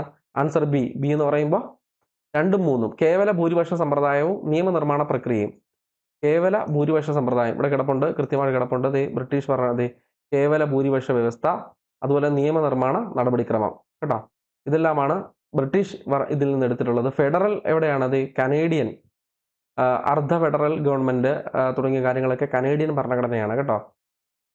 ഓക്കെ അല്ലേ? അപ്പോൾ ഇത് കൃത്യമായിട്ട് പഠിച്ചിട്ട് പോവുക. ഈ ഒരു ചാപ്റ്റർ, ഈ പോയിന്റ് പഠിച്ചിട്ട് പോകാനായിട്ട് ശ്രമിക്കുക. ഇനി അടുത്ത ചോദ്യം, ഭരണഘടന 19ാം വകുപ്പ് പ്രകാരം ശരിയായ പ്രസ്താവന ഏത്? 19ാം വകുപ്പ് പ്രകാരം സ്വാതന്ത്ര്യങ്ങളെ പറ്റി പ്രതിപാദിക്കുന്നുണ്ട്. അതിനകത്ത് അല്ലാത്ത ഏതാണ്? ഈ വിദ്യാഭ്യാസത്തിനുള്ള സ്വാതന്ത്ര്യം മാത്രമാണ്. ബാക്കി രണ്ടും 19ാമതിനകത്ത് വരുന്ന സ്വാതന്ത്ര്യങ്ങളാണ്, പക്ഷേ അവകാശങ്ങളാണ്. പക്ഷേ 19ൽ വരുന്നത് ഇവർ രണ്ടുപേരുമാണ് അല്ലെ? സഞ്ചാര സ്വാതന്ത്ര്യം, സംഘടന രൂപീകരണത്തിലുള്ള സ്വാതന്ത്ര്യം. അപ്പോൾ 1ഉം 3ഉം എന്നുള്ളതാണ് ആൻസർ. 1ഉം 3ഉം ഓപ്ഷൻ ബി അല്ലേ? ഓപ്ഷൻ ബി 1ഉം 3ഉം എന്നുള്ള ആൻസർ. ഓപ്ഷൻ ബി 1ഉം 3ഉം. ഇത് 9ാം ക്ലാസ്സിലെ പുസ്തകത്തിൽ ചാപ്റ്റർ 3 അതിനകത്ത് കുറച്ച് കാര്യങ്ങൾ പറയുന്നുണ്ട്. സംഘടനകൾ രൂപീകരിക്കാനുള്ള സ്വാതന്ത്ര്യം, ഇന്ത്യയിൽ എവിടെയും സഞ്ചരിക്കാനുള്ള സ്വാതന്ത്ര്യം, താമസിക്കാനുള്ള സ്വാതന്ത്ര്യം, തൊഴിലേർപ്പെടാനുള്ള സ്വാതന്ത്ര്യം, അതൊക്കെ കുറച്ച് കാര്യങ്ങൾ 9ാം ക്ലാസ്സിലെ പുസ്തകത്തിൽ പറയുന്നുണ്ട്. ഡീറ്റെയിൽ ആയിട്ട് ഇതും വീണ്ടും മുഴുവൻ കാര്യങ്ങളെ പറ്റിയൊക്കെ പ്രതിപാദിക്കുന്ന +1 ടെക്സ്റ്റിനകത്താണ്. സ്വാതന്ത്ര്യങ്ങളുമായി ബന്ധപ്പെട്ട 19ാമത്തെ ആർട്ടിക്കിൾ പറയുന്ന എല്ലാ കാര്യങ്ങളും ഒക്കെ പ്രതിപാദിക്കുന്നത് +1 ടെക്സ്റ്റിലാണ്. ഇനി കേവല ഭൂരിപക്ഷ സമ്പ്രദായവുമായി ബന്ധപ്പെട്ട ശരിയായ പ്രസ്താവന ഏത്? എവിടുന്നാണ് ചോദിച്ചേക്കുന്നത് നോക്കാം. കേവല ഭൂരിപക്ഷ സമ്പ്രദായവുമായി ബന്ധപ്പെട്ട ശരിയായ പ്രസ്താവന ആൻസർ ഏതാണ്? ആൻസർ ഓപ്ഷൻ എ ആണ്. അതായത് 1ഉം 3ഉം എന്നുള്ളതാണ്. എവിടുന്നാണ് ഈ ചോദ്യം വന്നേക്കുന്നതെന്ന് അറിയാവോ? ഇതൊന്നും നമുക്ക് 10ാം ക്ലാസ്സിലെ പുസ്തകത്തിൽ കാണാൻ സാധിക്കത്തില്ല. എവിടെയാണ് ചോദ്യം ചോദിച്ചേക്കുന്നത്? +1 ചാപ്റ്റർ 3 തെരഞ്ഞെടുപ്പും പ്രാതിനിധ്യവും. അതെ, ഇവിടെ നിങ്ങൾക്ക് കേവല ഭൂരിപക്ഷ വ്യവസ്ഥ എന്ന് പറഞ്ഞുകൊണ്ട് കിടപ്പുണ്ട്. ഇത് മുഴുവൻ വായിച്ചു നോക്കണം. ഇത് മുഴുവൻ വായിച്ചു കഴിഞ്ഞെങ്കിൽ മാത്രമേ നമുക്കിത് പിടികിട്ടത്തുള്ളൂ. ഇതിൻ്റെ തൊട്ടപ്പുറം കൊടുത്തിട്ടുണ്ട് എന്താണ് കേവല ഭൂരിപക്ഷ വ്യവസ്ഥ എന്നാണ് പുസ്തകത്തിൽ വളരെ വ്യക്തമായിട്ട് പറയുന്നുണ്ട്. അതിൻ്റെ സ്ക്രീൻഷോട്ട് ഇവിടെ ഞാൻ കൊടുത്തിട്ടുണ്ട്, നിങ്ങൾ വായിച്ചു നോക്കുക. ഇനി അല്ലാത്തവർ ഇതിൻ്റെ ആൻസർ നിങ്ങൾ എന്ത് ചെയ്യണം? ഇത് സെർച്ച് ചെയ്യണം. ഈ ഒരു ചാപ്റ്റർ 3 തെരഞ്ഞെടുപ്പും പ്രാതിനിധ്യവും എന്നുള്ള ചാപ്റ്റർ സെർച്ച് ചെയ്യുക. സെർച്ച് ചെയ്തിട്ട് എന്താണ് കേവല ഭൂരിപക്ഷം എന്ന് കൃത്യമായിട്ട് വായിച്ചു നോക്കുക കേട്ടോ. ഇനി തെരഞ്ഞെടുപ്പ് കമ്മീഷനുമായി ബന്ധപ്പെട്ട ശരിയായ പ്രസ്താവന ഏത്? ഇത് എവിടുന്നാണ് ചോദിച്ചേക്കുന്നത്? ഇതിൻ്റെ ആൻസർ ഓപ്ഷൻ ഡി ആണ്. ഓപ്ഷൻ ഡി, അതായത് ഓൾ ഓഫ് ദി എബോവ് എന്നുള്ളതാണ്. ഇത് എവിടുന്നാണ് എടുത്തേക്കുന്നത്? സ്വതന്ത്ര തെരഞ്ഞെടുപ്പ് കമ്മീഷൻ +1 ചാപ്റ്റർ 3 തെരഞ്ഞെടുപ്പും പ്രാതിനിധ്യവും എന്ന് പറയുന്ന നമ്മളിപ്പോൾ കണ്ട അതേ പാഠം തന്നെ. അതിനകത്ത് 71ാമത്തെ പേജിൽ സ്വതന്ത്ര തെരഞ്ഞെടുപ്പ് കമ്മീഷന്റെ മായി ബന്ധപ്പെട്ട എല്ലാ കാര്യങ്ങളും അതിനകത്ത് കൃത്യമായിട്ട് പറയുന്നുണ്ട്. അത് നിങ്ങൾ വായിച്ചു നോക്കാനായിട്ട് ശ്രമിക്കുക കേട്ടോ. അപ്പോൾ ചോദ്യം മനസ്സിലായില്ലേ? ചോദ്യം 28ാമത്തെ ചോദ്യമായിരുന്നു. തെരഞ്ഞെടുപ്പ് കമ്മീഷനുമായി ബന്ധപ്പെട്ടതാണ്. അത് ഈ ഒരു പാഠഭാഗം വായിച്ചു നോക്കുക. ഉപരാഷ്ട്രപതിയുമായി ബന്ധപ്പെട്ട താഴെ പറയുന്ന പ്രസ്താവന ഏത്? ഉപരാഷ്ട്രപതി 5 വർഷത്തേക്കാണ് തിരഞ്ഞെടുക്കുന്നത്. ഉപരാഷ്ട്രപതി രാജ്യസഭ അധ്യക്ഷനാണ്. പ്രസിഡന്റിനെ തിരഞ്ഞെടുക്കുന്നത് പോലെയാണ് ഉപരാഷ്ട്രപതി തിരഞ്ഞെടുക്കുന്നത്. ആ ഒരു സ്റ്റേറ്റ്മെന്റിനകത്ത് ചെറിയ പ്രശ്നമുണ്ട്. പ്രസിഡന്റിനെ തിരഞ്ഞെടുക്കുന്നത് പോലെയെന്ന് കൊടുക്കരുതായിരുന്നു അല്ലേ? പ്രസിഡന്റിനെ തിരഞ്ഞെടുക്കുന്ന അതേ രീതിയിലാണ്, അതേ മാതൃകയിലാണ് ഉപരാഷ്ട്രപതി തിരഞ്ഞെടുക്കുന്നത് എന്നായിരുന്നു വരേണ്ടിയിരുന്നത്. ഇതിന്റെ ആൻസർ ഓപ്ഷൻ ഡി. പ്രൊഫഷണൽ കീയിൽ കൊടുത്തേക്കുന്ന ആൻസർ ഓപ്ഷൻ ഡി തന്നെയാണ്. ഡി എന്ന് പറയുമ്പോൾ ഏതൊക്കെയാണ്? 1ഉം അതേപോലെ തന്നെ 1ഉം 2ഉം കേട്ടോ. 1ഉം 2ഉമാണ് ഇതിൻ്റെ ആൻസർ എന്ന് പറയുന്നത്. Source SCERT class 8. SCERT class 8. അപ്പോൾ ഇതിൻ്റെ നമ്മുടെ PSCയുടെ ആൻസർ കീ ഞാൻ പറഞ്ഞേക്കുന്നത് കേട്ടോ. PSCയുടെ professional answer key option D ആണ്. Option D. ഇതിനകത്ത് സംശയം വന്നേക്കുന്ന പോയിന്റ് ഇതാണ്. പ്രസിഡന്റിനെ തിരഞ്ഞെടുക്കുന്ന പോലെയാണ്, അല്ലെ പ്രസിഡന്റിനെ തിരഞ്ഞെടുക്കുന്ന അതേ മാതൃകയിലാണെന്നാണ് ശരിക്കും വരുന്നത്. ഇവിടെ ഇന്ത്യയിൽ രാഷ്ട്രപതിയെ കൂടാതെ ഉപരാഷ്ട്രപതിയുമുണ്ട്. ഉപരാഷ്ട്രപതിയെ തിരഞ്ഞെടുക്കുന്ന ഒരു ഇലക്ടറൽ കോളേജാണ്. അതായത് നമ്മുടെ പ്രസിഡന്റിനെ തിരഞ്ഞെടുക്കുന്ന ഒരു ഇലക്ടറൽ കോളേജാണെന്ന് പറയുന്നുണ്ട്. ഇനി രാജ്യസഭയിലെ ലോക്സഭയിലെ അംഗങ്ങൾ ഈ ഇലക്ടറൽ കോളേജിൽ അംഗങ്ങളായിരിക്കും. 5 വർഷക്കാലത്തേക്കാണ് ഉപരാഷ്ട്രപതി തിരഞ്ഞെടുക്കുന്നത്. ഓക്കെ അല്ലേ? ഇനി ഭരണഘടനയിലെ 73ാം ഭേദഗതിയുമായി ബന്ധപ്പെട്ട ശരിയായ പ്രസ്താവന ഏത്? 73ാമത്തെ ഭേദഗതിയുമായി ബന്ധപ്പെട്ട് എവിടുന്നാണ് ഈ ചോദ്യം ചോദിച്ചേക്കുന്നത്? ഇതിന്റെ ആൻസർ എന്താണ്? ആൻസർ സി ആണ്. ഓപ്ഷൻ സി ആണ്. +1 ചാപ്റ്റർ 8 പ്രാദേശിക ഗവൺമെന്റ്. അവിടെ വീണ്ടും +1 കടന്നു വന്നു. അപ്പോൾ ആൻസർ ഏതാണ്? സി ആണ്. സി 1ഉം 3ഉം എന്നുള്ളതാണ്. +1 ചാപ്റ്റർ 8 പ്രാദേശിക ഗവൺമെന്റ് എന്ന് പറയുന്ന ഒരു പാഠത്തിൽ നിന്നാണ് ചോദ്യം ചോദിച്ചേക്കുന്നത്. Page number 193. 73ാം ഭേദഗതി എന്താണെന്ന് വളരെ വ്യക്തമായിട്ട് അവിടെ പറഞ്ഞു വെക്കുന്നുണ്ട്. അത് മുഴുവൻ വായിച്ചു നോക്കുക. എങ്കിൽ മാത്രം അതിൻ്റെ ഉത്തരം നമുക്ക് കാണാനായിട്ട് സാധിക്കത്തുള്ളൂ. ഇനി അടുത്ത എക്കണോമിക്സുമായി ബന്ധപ്പെട്ട അടുത്ത ആളുകളെ കൂടുതൽ ബുദ്ധിമുട്ടിച്ച ഒരു വിഷയം എക്കണോമിക്സ്. ചോദ്യങ്ങൾ വന്ന് എവിടെ നമുക്ക് നോക്കാം. ഒന്നാമത്തെ ചോദ്യം, 1991 ബാലൻസ് ഓഫ് പേയ്മെന്റ് പ്രതിസന്ധി മറികടക്കാൻ ഗവൺമെന്റ് സ്വീകരിച്ച അടിയന്തര നടപടി ഏതാണ്? ഗവൺമെന്റ് സ്വീകരിച്ച അടിയന്തര നടപടി എന്താണ്? ഡിവാലുവേഷൻ ആയിരുന്നു അല്ലേ? Option C. അപ്പോൾ അതിനെപ്പറ്റി പറയുന്നത് എവിടെയാണ്? വിദേശ വിനിമയ പരിഷ്കാരങ്ങൾ എന്ന് പറയുന്ന 11ാമത്തെ പാഠം SCERT അല്ല NCERT 11ാം +1 മൂന്നാമത്തെ ചാപ്റ്റർ കേട്ടോ. +1 മൂന്നാമത്തെ ചാപ്റ്റർ കിടപ്പുണ്ട്. ഇത് ഇന്ത്യൻ കറൻസിയുടെ മൂല്യം കുറച്ചുകൊണ്ടാണ് അത് അവർ നേരിട്ടത്. ഡീവാല്യുവേഷൻ കേട്ടോ, ഡീവാല്യുവേഷൻ. ക്ലിയർ അല്ലേ? രണ്ടാമത്തെ ചോദ്യം, ഹരിത വിപ്ലവത്തിലെ നേട്ടങ്ങളെ പറ്റിയുള്ള പ്രസ്താവനകളിൽ ശരിയല്ലാത്തത് ഏത്? ആൻസർ ഏതാണ്? ഓപ്ഷൻ സി ആണ്. +1 ചാപ്റ്റർ 2 ഹരിത വിപ്ലവം എന്ന് പറയുന്ന ആ ഒരു ഭാഗം കിടപ്പുണ്ട് കേട്ടോ. അത് മുഴുവൻ വായിച്ചു നോക്കണം. അപ്പോൾ അതിനകത്ത് കൃത്യമായിട്ട് ഈ പറയുന്ന പോയിന്റ് ആ ഒരു ചാപ്റ്ററിൽ കിടപ്പുണ്ട്. ഇനി 15ാമത്തെ ചോദ്യം, സാമ്പത്തിക പരിഷ്കരണാന്തര കാലഘട്ടത്തിൽ പുറംകരാർ നൽകൽ രംഗത്ത് ഇന്ത്യ മുൻപന്തിയിലെത്താൻ സഹായിച്ച വസ്തുതകൾ ഏതെല്ലാം? ഏതാണ് ആൻസർ? ഓപ്ഷൻ സി ആണ്. സി, അതായത് 1ഉം 2ഉം വൈദഗ്ധ്യമേറിയ മനുഷ്യ വിഭവങ്ങളും അതുപോലെ തന്നെ കുറഞ്ഞ വേതന നിരക്കും. അത് രണ്ടും ഇവിടെ കിടപ്പുണ്ട്, പുസ്തകത്തിൽ കിടപ്പുണ്ട് കേട്ടോ. ചാപ്റ്റർ 3 ആണ് കേട്ടോ. 11ാം ക്ലാസ്സിൽ +1 ചാപ്റ്റർ 3 കിടപ്പുണ്ട്. +1 ചാപ്റ്റർ 3 വൈദഗ്ധ്യമേറിയ, അതായത് ഇത് തന്നെ കൊടുത്തേക്കുന്നത് മനുഷ്യശേഷി, അതേപോലെ തന്നെ കുറഞ്ഞ വേതനം കണ്ടോ. ഇത് രണ്ടും കിടപ്പുണ്ട്. ഇത് രണ്ടും പുസ്തകത്തിൽ കൃത്യമായി കൊടുത്തിട്ടുണ്ട്, പ്രതിപാദിക്കുന്നുണ്ട്. അപ്പോൾ അതും നമുക്ക് +1 നിന്നാണ് വന്നേക്കുന്നത്. ഇന്ത്യൻ കാർഷിക രംഗത്തെക്കുറിച്ചുള്ള പ്രസ്താവനകളിൽ ശരിയല്ലാത്തത് ഏത്? ഇത് എവിടുന്നാണ് ചോദിച്ചേക്കുന്നത്?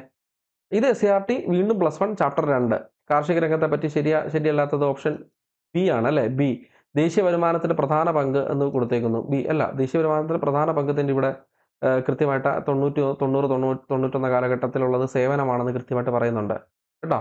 അപ്പോൾ അത് കൃത്യമായിട്ട് അവർ ചോദിച്ചു, ഇന്ത്യൻ കാർഷിക രംഗത്തെക്കുറിച്ചുള്ള ശരിയല്ലാത്തത് ഏതെന്ന് ചോദിച്ചേക്കുന്നതിനകത്ത് തന്നെ ഇത് ഈ ചാപ്റ്റർ 2 നിങ്ങൾക്ക് നോക്കാം. പിന്നെ നീതി ആയോഗിന്റെ ചുമതലകളിൽ ഉൾപ്പെടാത്ത പ്രസ്താവന ഏത്? ഇത് SCERT അല്ല, ഇത് നീതി ആയോഗിന്റെ ഒഫീഷ്യൽ വെബ്സൈറ്റിൽ നിന്നുള്ള ചോദ്യമാണ്, എക്കണോമിക്സുമായി ബന്ധപ്പെട്ട ചോദ്യം. പിന്നെ പ്രധാനമന്ത്രിയുടെ മുദ്ര പദ്ധതി ലക്ഷ്യമിടുന്നത് എന്ത്? ആൻസർ എ ആണ്. ഇതും ഗവൺമെന്റ് ഡോക്യുമെന്റ്സ് ആണ്. CA ബഡ്ജറ്റുമായി ബന്ധപ്പെട്ട ഗവൺമെന്റ് ഡോക്യുമെന്റ്സിൽ നിന്നാണ് എക്കണോമിക്സിൽ ആ ഒരു ചോദ്യം വന്നേക്കുന്നത്. ഓക്കെ, അടുത്ത വിഷയം കെമിസ്ട്രിയിലെ ചോദ്യങ്ങൾ എവിടെ നിന്ന് വന്നു നമുക്ക് നോക്കാം. താഴെ പറയുന്നവയിൽ ഏത് സംയുക്തത്തിന്റെ നിർമ്മാണത്തിനാണ് സ്പോഞ്ചി അയൺ ഉൽപ്രേരകമായി ഉപയോഗിക്കുന്നത്? സ്പോഞ്ചി അയൺ ഉൽപ്രേരകമായിട്ട് ഉപയോഗിക്കുന്നത് എന്തിന്റെ നിർമ്മാണത്തിനാണ്? ആൻസർ സി ആണ്, അമോണിയ അല്ലേ? ക്വസ്റ്റ്യൻ എന്ന് പറയുന്നത് സോഴ്സ് എന്ന് പറയുന്നത് 9 കെമിസ്ട്രി ചാപ്റ്റർ 4 റിഡോക്സ് രാസപ്രവർത്തനങ്ങളും. ഇവിടെ നിങ്ങൾ ശ്രദ്ധിക്കേണ്ട ഒരു കാര്യം, ഇത് ഓൾഡ് SCERT ആണ്. ഇപ്പം മാറിയ SCERT അല്ല, ഓൾഡ് SCERT ടെക്സ്റ്റ് പ്രകാരമാണ് നമ്മളിത് കൊടുത്തേക്കുന്നത്. Page number 60. അപ്പം നിങ്ങൾ പുതിയ സമഗ്രക്കകത്ത് ഇപ്പം നോക്കിക്കഴിഞ്ഞാൽ പുതിയതാണ് കാണാൻ സാധിക്കത്തുള്ളൂ. അതിനകത്ത് പേജ് നമ്പർ 60 ഇതല്ല കേട്ടോ, പഴയ ഇതാണ് നോക്കേണ്ടത് കേട്ടോ. അപ്പോൾ ഇവിടെ കൃത്യമായിട്ട് ഉൽപ്രേരകം എന്താണെന്ന് പറയുന്നുണ്ട്.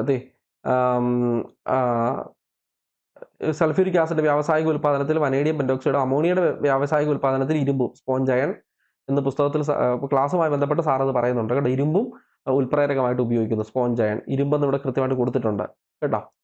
ഇനി കലാമിൻ എന്നത് ഏത് ലോഹത്തിന്റെ അയിരാണ്? ഇത് പ്രത്യേകം ശ്രദ്ധിക്കേണ്ട ഒരു പാഠമാണ്. ആ പാഠവുമായി ബന്ധപ്പെട്ട് ഈ ഒരു പോയിന്റ് നമ്മൾ നന്നായിട്ട് നോക്കണം. ആൻസർ ഏതാണ്? കലാമിൻ എന്ന ഏത് ലോഹത്തിന്റെ അയിരാണ്? ഓപ്ഷൻ ഡി, സിങ്ക് ആണ്. സിങ്ക് അല്ലേ?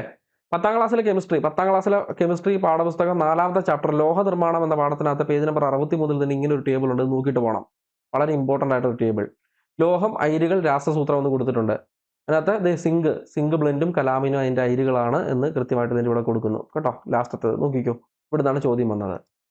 ഇനി അടുത്തത്, താഴെ പറയുന്നതിൽ തെറ്റായ പ്രസ്താവന ഏത്? ന്യൂട്രോൺ ഇല്ലാത്ത മൂലകമാണ് ഹൈഡ്രജൻ. ഇലക്ട്രോനെഗറ്റിവിറ്റി ഏറ്റവും കൂടുതലുള്ള മൂലകം ഫ്ലൂറിനാണ്. അറ്റോമിക് നമ്പർ, മാസ് നമ്പർ എന്നിവ വ്യത്യസ്തമായ മൂലകമാണ് ഹൈഡ്രജൻ. ഇതിന്റെ ഉത്തരം എന്താണ്? ഏത് പാഠത്തിൽ നിന്നാണ് ചോദിച്ചത്? ആൻസർ ഓപ്ഷൻ സി ആണ്. ഇതിന്റെ സോഴ്സ് എന്ന് പറയുന്നത് 9ാം ക്ലാസ്സിലെ chemistry first chapter structure of atom എന്ന് പറയുന്ന ആ ഒരു പാഠത്തിൽ നിന്നാണ് ഈ ചോദ്യം വന്നിട്ടുള്ളത്. അതുമായി ബന്ധപ്പെട്ട് ഒരു സ്റ്റേറ്റ്മെന്റ്, ആ ഒരു ചോദ്യത്തിൽ വന്ന ഒരു സ്റ്റേറ്റ്മെന്റിന്റെ ഒരു സ്ക്രീൻഷോട്ട് ഇവിടെ കൊടുത്തിട്ടുണ്ട് കേട്ടോ. പിന്നെ 9ാം ക്ലാസ്സിലെ കെമിസ്ട്രി 2ാമത്തെ ചാപ്റ്റർ രാസബന്ധനം എന്ന പാഠം, അതിനകത്ത് 34ാമത്തെ പേജും നിങ്ങൾക്ക് നോക്കാം. 18ാമത്തെ പേജ് 1ാമത്തെ ചാപ്റ്ററിലെ, അതുപോലെ 2ാമത്തെ ചാപ്റ്ററിലെ 34ാമത്തെ പേജ് നിങ്ങൾക്ക് നോക്കാം. അതിൽ നിങ്ങളുടെ ഉത്തരം, ഈ ഒരു ചോദ്യവുമായി ബന്ധപ്പെട്ട ഉത്തരം നിങ്ങൾക്ക് കിട്ടും. ഫിസിക്സിലേക്ക് പോകുന്നു. 1ാമത്തെ ചോദ്യം, ഗുരുത്വാകർഷണ മൂലമുള്ള ത്വരണം സംബന്ധിച്ച് താഴെ പറയുന്ന പ്രസ്താവനകളിൽ ശരിയായവ ഏതെല്ലാം? ഏതാണ് ആൻസർ? എവിടുന്ന ഈ ചോദ്യം വന്നത് നോക്കാം. ആൻസർ സി ആണ്, ഓപ്ഷൻ സി ആണ്. SCERT ഊർജ്ജതന്ത്രം കേട്ടോ. ഫിസിക്സിലെ SCERT പുസ്തകം 9ാമത്തെ ചാപ്റ്ററിലെ ഗുരുത്വാകർഷണം, അതിനകത്ത് 60ാമത്തെയും 70ാമത്തെയും പേജിനകത്ത് നമ്മുടെ ഇത് കിടപ്പുണ്ട്. ജിയുടെ മൂല്യം ഭൂമിയിൽ എങ്ങനെ വ്യത്യാസപ്പെടുന്നു എന്ന് മനസ്സിലാക്കുന്നിടത്ത് ഭൂപ്രതലത്തിലെ ജിയുടെ ശരാശരി മൂല്യമായ 9.8 m/s² ആണ് നാം ഗണിത പ്രശ്നങ്ങൾ നിർദ്ധാരണം ചെയ്യുന്നതിനായിട്ട് ഉപയോഗിക്കുന്നത്. ഭൂമധ്യരേഖ പ്രദേശത്ത് ഇത് ധ്രുവപ്രദേശത്ത് കൂടുതലും ജിയുടെ വാല്യൂ കൂടുതലും, ഭൂമധ്യരേഖ പ്രദേശത്ത് കുറവുമാണ് എന്നൊക്കെ കൃത്യമായിട്ട് ഇവിടെ പറഞ്ഞു വെക്കുന്നു. അപ്പോൾ ഇതൊക്കെ നല്ലപോലെ വായിക്കണം ഈ പാഠപുസ്തകങ്ങളൊക്കെ. പിന്നെ വസ്തുവിന്റെ ഭാരവും ഭൂകേന്ദ്രത്തിൽ നിന്നുള്ള അകലവും കൃത്യമായിട്ട് ഇവിടെ പുസ്തകത്തിൽ തന്നെ ഒരു ടേബിൾ കൊടുത്തിട്ടുണ്ട്, ഒരു ചെറിയ ബോക്സിൽ കൊടുത്തിട്ടുമുണ്ട്. അടുത്ത ചോദ്യം 43. എച്ച് ഉയരത്തിൽ നിന്ന് താഴേക്ക് പതിക്കുന്ന ഒരു വസ്തു പകുതി ദൂരം സഞ്ചരിച്ച് കഴിയുമ്പോൾ അതിന്റെ സ്ഥിതികോർജ്ജവും ഗതികോർജ്ജവും തമ്മിലുള്ള അനുപാതം എത്രയായിരിക്കും? 1:1 ആണ്. അപ്പോൾ ഇവിടെ കൃത്യമായിട്ട് സ്ഥിതികോർജ്ജം താഴേക്ക് സഞ്ചരിക്കുമ്പോൾ സ്ഥിതികോർജ്ജം 1000 ജൂൾ എന്ന് കൊടുക്കുന്നു. അതുപോലെ തന്നെ ഗതികോർജ്ജം അതും കൊടുത്തിട്ടുണ്ട് 1:1. കണ്ടോ, ഇങ്ങനെയാണ് ഇത് ഇവിടുന്ന് കണ്ടെത്തിയത്. ഇതൊരു ഡയറക്റ്റ്ലി പറയുമല്ല, ഇൻഡയറക്ട്ലി ഉള്ള ഒരു ക്വസ്റ്റ്യൻ ആണ് അല്ലേ? ഡയറക്റ്റ് അല്ലല്ലോ ചോദിച്ചേക്കുന്നത്, ഇൻഡയറക്റ്റ് ആയിട്ട് ചോദിച്ചേക്കുവാണ്. അപ്പോൾ അത് ചോദ്യം വന്നത് എവിടെ നിന്നാണെന്ന് കണ്ടോ? ചോദ്യം വന്നത് SCERT 9ാമത്തെ സ്റ്റാൻഡേർഡിലെ ചാപ്റ്റർ പ്രവൃത്തി ഊർജ്ജം പവർ, അതിനകത്ത് പേജ് നമ്പർ 97 നിങ്ങൾ നോക്കിയാൽ മതി ഇതിന്റെ സോഴ്സ് കേട്ടോ. ഇതിന്റെ സോഴ്സിന് വേണ്ടി പേജ് നമ്പർ 97 നിങ്ങൾ നോക്കുക. അടുത്ത ചോദ്യം, താഴെ പറയുന്ന മാധ്യമങ്ങളെ അവയിലൂടെയുള്ള ശബ്ദതരംഗങ്ങളുടെ പ്രവേഗത്തിന്റെ അടിസ്ഥാനത്തിൽ ആരോഹണ ക്രമത്തിൽ എഴുതുക. ശുദ്ധജലവും വായുവും സമുദ്രജലവും കൊടുത്തിട്ടുണ്ട്. ആൻസർ ഏതാണ്? ആൻസർ ഓപ്ഷൻ എ ആണ്. അതിനകത്ത് ഇവിടെ കൃത്യമായിട്ട് ശബ്ദത്തിലൂടെയുള്ള നമ്മുടെ ശബ്ദത്തിന്റെ വേഗം പറയുന്നുണ്ട്, ഓരോ വസ്തുവിലൂടെയുള്ളത്. വായുവിന്റെ നമ്മൾക്ക് ചോദിച്ചേക്കുന്ന എല്ലാം ഇവിടെ തന്നെ കിടപ്പുണ്ട്. അതുപോലെ തന്നെ കടൽ ജലം, ശുദ്ധജലം, അത് ആരോഹണ ക്രമത്തിലാണ് ചോദിച്ചേക്കുന്നത്. കൃത്യമായിട്ട് ഇത് നിങ്ങൾ നോക്കിക്കഴിഞ്ഞാൽ അതിന്റെ ആൻസറിലേക്ക് നിങ്ങൾക്ക് എത്താൻ പറ്റും. പിന്നെ ഇന്ത്യയുടെ സൗര മിഷനായ ആദ്യത്തെ L1 ഭൂമിയിൽ നിന്നുള്ള അകലം ഭൂമിയും സൂര്യനും തമ്മിലുള്ള അകലത്തിന്റെ എത്ര ശതമാനമാണ് എന്നുള്ളതാണ് അടുത്ത ചോദ്യം. ഇത് ഇവിടുന്ന് ചോദിച്ചത്, ഇതൊരു ഇൻഡയറക്റ്റ് ചോദ്യമായിരുന്ന. ആൻസർ ഓപ്ഷൻ ഡി ആണ്. SCERT 8ാമത്തെ ചാപ്റ്റർ അളവുകളും യൂണിറ്റുകളും എന്ന് പറയുന്നൊരു പാഠമുണ്ട്. അതിനകത്ത് പേജ് നമ്പർ 106 AU അസ്ട്രോണമിക്കൽ യൂണിറ്റിനെ സംബന്ധിച്ച അറിവ് നമുക്ക് വേണം. അസ്ട്രോണമിക്കൽ യൂണിറ്റിനെ സംബന്ധിച്ച അറിവ് അതിനകത്ത് കിടപ്പുണ്ട് കേട്ടോ. ആദിത്യ മിഷനുമായി ബന്ധപ്പെട്ട ആനുകാലിക വിവരങ്ങൾക്കകത്ത് ഇതുണ്ട്. അവിടെ കൃത്യമായിട്ട് ദൂരത്തെ പറ്റി, ഇവർ തമ്മിലുള്ള ദൂരത്തെ പറ്റി പറയുന്നുണ്ട്. എക്സ്പ്ലെയിൻ ചെയ്യാൻ സമയമില്ല, ജസ്റ്റ് സോഴ്സ് മാത്രം പരിചയപ്പെടുത്തുവാണ്. അതാത് അധ്യാപകർ ഈ ചോദ്യങ്ങളുമായി ബന്ധപ്പെട്ട ഉത്തരങ്ങൾ നിങ്ങൾക്ക് എക്സ്പ്ലെയിൻ ചെയ്തു തരുന്നതായിരിക്കും. ഇനി താഴെ പറയുന്നതിൽ ഇന്ത്യയിലെ സൗരോർജ്ജ വികസനത്തിനായുള്ള സ്ഥാപനം ഏതാണ്?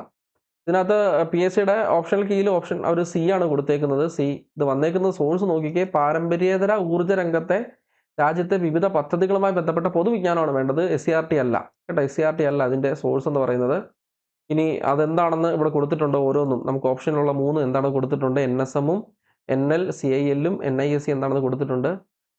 നമ്മുടെ ആൻസർ ഇതായിരുന്നു. NLCIL പ്രത്യക്ഷത്തിൽ കൽക്കരി ഊർജ്ജവുമായി ബന്ധപ്പെട്ടതാണെങ്കിലും നിലവിൽ സൗരോർജ്ജ പദ്ധതികൾ നടപ്പിലാക്കുന്നുണ്ട്. അതുകൊണ്ട് അതും എന്താണ്, സൗരോർജ്ജമായിട്ട് ബന്ധപ്പെട്ടതാണ്. പക്ഷെ ബന്ധപ്പെടാത്തത് എന്ന ചോദ്യത്തിന് ഉത്തരമായിട്ട് ഏതാ കൊടുത്തേക്കുന്നത്? അല്ലാത്തത് അവരെ NLCIL കൊടുത്തേക്കുന്നത്. അപ്പോൾ അതായത് 3 പദ്ധതികൾക്കും സൗരോർജ്ജമായിട്ട് നിലവിൽ ബന്ധമുണ്ട്. അപ്പോൾ ചോദ്യം ഇത് ക്യാൻസലായി പോകാനുള്ള സാധ്യത ഉണ്ട്. ബയോളജി എന്നുള്ള ചോദ്യം കുറച്ച് ബുദ്ധിമുട്ടിച്ച ഈ മേഖലയായിരുന്നു ബയോളജി. നമുക്ക് നോക്കാം. താഴെ പറയുന്നവയിൽ മനുഷ്യദഹന വ്യവസ്ഥയുടെ പ്രവർത്തനം അല്ലാത്തത് ഏതെന്നായിരുന്നു ചോദ്യം. മനുഷ്യദഹന വ്യവസ്ഥ അതുമായി ബന്ധപ്പെട്ട ഉത്തരം എന്താണെന്ന് നമുക്ക് ആദ്യം നോക്കാം. ഉത്തരം എന്തായിരുന്നു? ഉത്തരം ഓപ്ഷൻ സി ആണ്. ഇതിന്റെ സോഴ്സ് എന്തായിരുന്നു?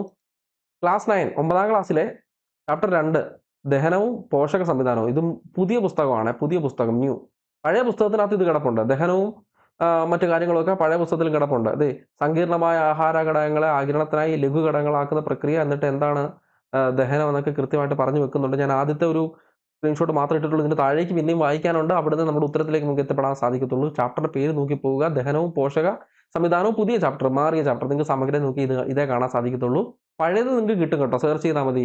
SCERT chapter class 9 chapter 2 old എന്ന് പറഞ്ഞ് സെർച്ച് ചെയ്താൽ NCERT ഗുരു എന്ന് പറഞ്ഞൊരു സൈറ്റ് ഉണ്ട്. അതിനകത്ത് നിങ്ങൾക്ക് കൃത്യമായിട്ട് നിങ്ങളുടെ പഴയ പുസ്തകം കിട്ടും. അതായത് ഇപ്പം മാറിപ്പോയ പുസ്തകം ഉണ്ടല്ലോ, ഇപ്പോൾ പുതിയ പുസ്തകമല്ലേ കിടക്കുന്നത് സമഗ്രയിൽ, അപ്പോൾ പഴയ പുസ്തകം നമുക്ക് ആ സൈറ്റിൽ നിന്ന് കിട്ടും.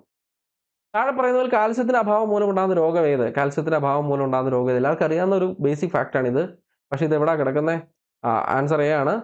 +1 ഹോം സയൻസ്, ഇതൊരു നല്ല പാഠമാണ്. ഹോം സയൻസ് അതിനകത്തെ ചാപ്റ്റർ 1 ബേസിക് ന്യൂട്രീഷൻ എന്ന് പറയുന്ന, അതിനകത്ത് ഓസ്റ്റിയോപോറോസിസ് എന്താണെന്ന് വളരെ വ്യക്തമായിട്ട് എടുത്ത് പറയുന്നുണ്ട്.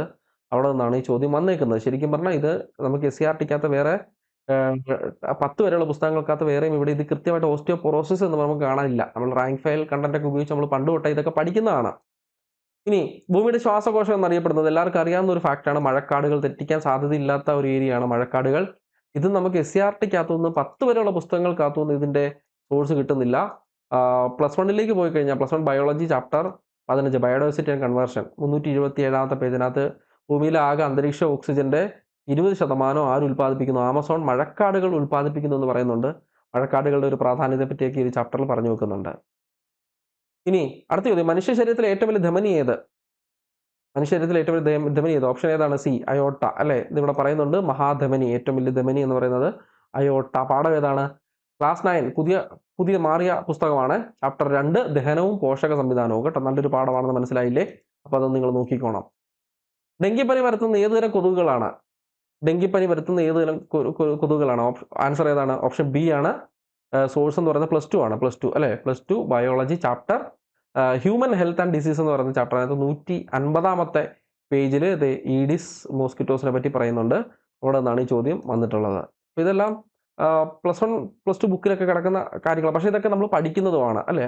അത് +1 +2 മാത്രം വായിച്ചവർക്ക് ഇത് ആൻസർ ചെയ്യാൻ പറ്റത്തുള്ളൂ. അല്ല, ഇതൊക്കെ നോർമൽ നമ്മുടെ ഒരു റാങ്ക് ഫെയിലിനകത്ത് വരുന്ന കണ്ടന്റാണ്. ഇതൊക്കെ നമ്മൾ വായിച്ച് പഠിച്ച് പോകുന്നതാണ്.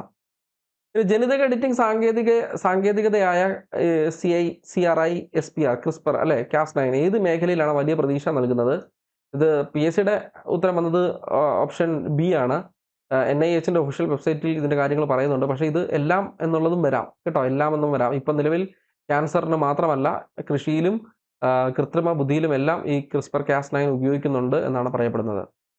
ലോകാരോഗ്യ സംഘടനകളെല്ലാം പഠിച്ചിട്ട് പോകണമെന്ന് ഞാൻ പറഞ്ഞതല്ലേ. WHO ആസ്ഥാനം എവിടെയാണെന്നുള്ളതായിരുന്നു ചോദ്യം.